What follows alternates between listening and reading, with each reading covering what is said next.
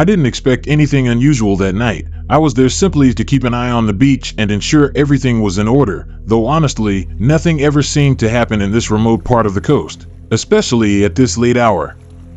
I was sitting in a small, slightly run-down cabin that faced the endless stretch of sand and sea, with only the gentle crashing of the waves and the low, occasional whistle of the wind to break the silence, and I almost felt as though I were the only person left in the world, isolated in the thick of the night's darkness. It was then that I noticed something strange moving far out on the water's edge. At first, I thought it might be a trick of the moonlight, a mere illusion cast by the wavering reflections that danced over the dark surface of the sea. But as I squinted, trying to focus on the shadow that seemed to break the smoothness of the water, I could see it was real, something substantial, slowly rising from the depths and stepping cautiously onto the sand. The figure was tall, incredibly tall, with limbs that seemed too elongated for any creature I had ever seen. Its skin, if I could call it that, seemed to gleam faintly in the moonlight, a strange, silvery hue that seemed almost reflective, like the scales of some deep-sea fish. It moved in an unnatural, almost mechanical way, each step deliberate, as though it was adjusting to the sensation of walking on solid ground for the first time. I couldn't move, caught in a mixture of fear and morbid curiosity that rooted me to the spot. The creature didn't look in my direction at first. It seemed completely engrossed in whatever task it was undertaking, slowly clawing its way up the beach, its long fingers digging into the wet sand and pulling it forward with a slow, deliberate force. I leaned forward slightly, my hand hovering near the handle of the window. Not sure if I wanted to close it for protection or keep it open so I could listen to the subtle sounds it made as it moved. The night was silent enough that I could hear the faint grating of its claws scraping over the grains of sand, a sound so faint yet so unsettling that it sent chills through my body. When it finally stopped, the creature had reached a small, dune-like hill a short distance from my cabin. I watched as it paused, looking around almost cautiously, before its gaze settled on the ground beneath it. With slow, purposeful movements, it began to dig, its clawed hands sinking into the sand and dragging it away as though it was searching for something hidden just below the surface. My heart was pounding so loudly that I was certain the creature could hear it. I felt almost as though I was intruding on something I wasn't meant to see. The creature worked with a strange focus, as though the sand held some kind of precious secret that it alone understood, and I couldn't shake the sense that whatever it was digging up wasn't something meant for human eyes. Then, abruptly, the creature stopped, its body going still in a way that seemed unnaturally frozen, as though it were suddenly aware of something else in its surroundings. My breath caught in my throat, and I forced myself to stay perfectly still, but even from this distance, I could see the glint of its eyes as they slowly turned, scanning the darkness until they settled directly on my cabin. The creature's gaze felt like a physical weight, heavy and oppressive, pinning me in place with a strange mixture of terror and awe. It was a gaze that seemed far too intelligent, too knowing, as though it were assessing me, understanding more than it should, like it was deciding if I, too, was part of whatever mysterious purpose had drawn it from the depths. It didn't move immediately, just watched, and the longer it held my gaze, the more paralyzed I felt, unable to look away. Unable to escape the feeling that I was somehow bound to it at that moment. Finally, it seemed to make up its mind, turning its back on me and resuming its task, its clawed hands once again digging with a methodical rhythm that filled the quiet night air with that same eerie, scraping sound. When it finished, it pulled something out of the sand, a small, smooth object that glistened faintly in the dim light. It held it for a moment, studying it with what almost seemed like reverence before it turned and began its slow, deliberate journey back toward the ocean. I watched, breath held, as it made its way back down the beach, leaving no trace of its presence save for the disturbed sand where it had been digging. Just before it reached the water, it paused once more, looking back in my direction, and I felt the full weight of its gaze settle on me once again, as though it were offering some kind of silent warning. Then, without a sound, it slipped beneath the waves, disappearing as silently as it had arrived, leaving the shore as empty and desolate as it had been before. But the feeling of unease lingered, and I knew, deep down, that this would not be the last time I saw it, that whatever dark purpose had drawn it to the beach tonight would bring it back again, and that next time, it might not be content to simply watch. I stayed there, unmoving, for a long time after it had gone. The memory of its gaze burned into my mind, a silent reminder that something far older and darker than I could comprehend had come to visit, and that it would return when the time was right. I could only wonder what else lay hidden beneath the ocean's depths, waiting for the right moment to emerge.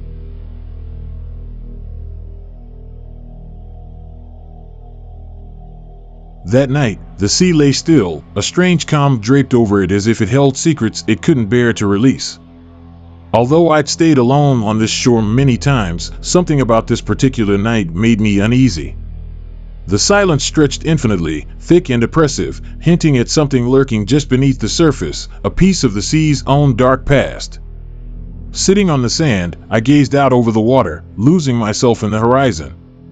At first, I assumed it was just my eyes playing tricks in the moonlight, but a shadow began to form on the water's surface. It wasn't a ripple or reflection, it seemed oddly fixed in place, as if waiting for something. As I focused, I realized the shadow resembled the outline of a ship, a broken, ancient wreck with tattered sails and frayed ropes, like a ghostly relic of the past resurrected by the moonlight. As I observed, a cold breeze swept from behind me, a chill that felt more than physical. The shadow on the water drifted closer, and I could make out the outline of a fractured deck and severed rigging, as though a sunken ship had risen just below the surface.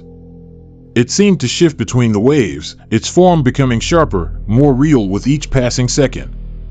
Suddenly, a faint sound reached my ears, a series of slow, deliberate footsteps, but incredibly, they sounded as if they were coming from the surface of the water itself.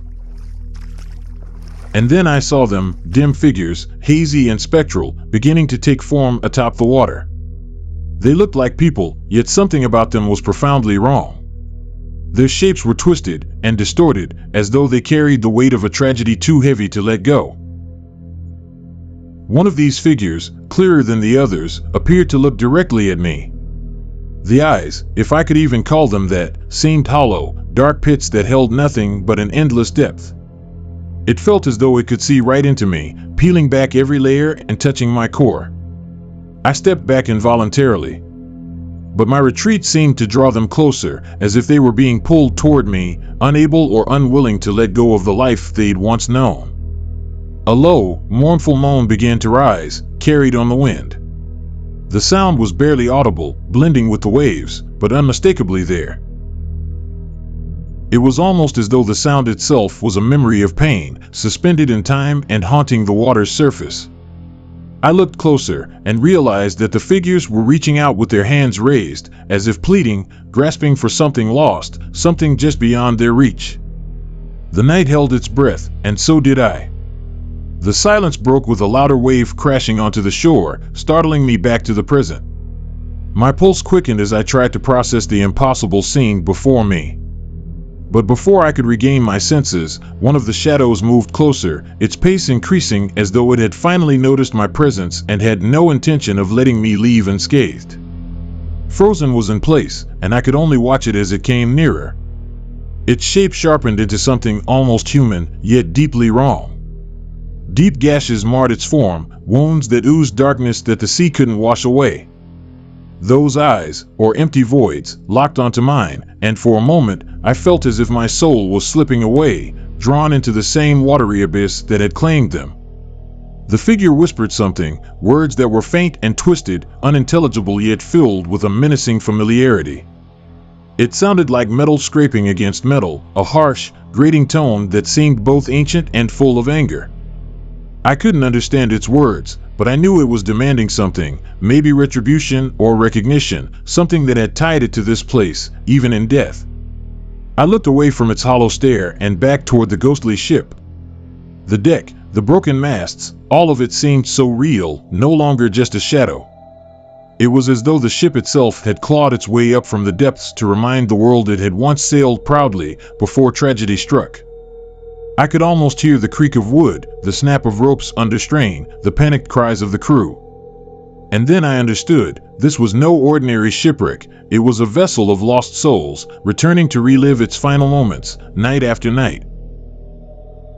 The shadowy figures began to fade, but their presence lingered. Even as their shapes disappeared into the waves, the weight of their despair stayed behind, pressing on me like a shroud. I felt it suffocating, impossible to shake, even as I stumbled back from the shore, desperate to put distance between myself and that haunting presence. I knew that I had seen something I shouldn't have, something cursed to repeat itself eternally in the dark waters of this lonely beach. Step by step, I backed away, and yet the mournful wails seemed to follow me, their voices mingling with the wind, reminding me that I was still within their grasp. They had reached out to me, showed me a glimpse of their suffering, and somehow, I felt as though I was marked by it. No matter how far I went, I knew I would carry their sadness with me. I was no longer just a bystander, I was a witness to a forgotten tragedy, woven into their haunting tale. And as I finally turned my back on the shore, retreating to the safety of solid ground, I couldn't shake the feeling that they were waiting, patient and persistent, biding their time until the next night, when they would rise again. I could still hear their whispers, echoing in my mind, binding me to their endless story, a story that would continue as long as the waves kissed the shore and the moonlight touched the water. I knew, with a chilling certainty, that I would return.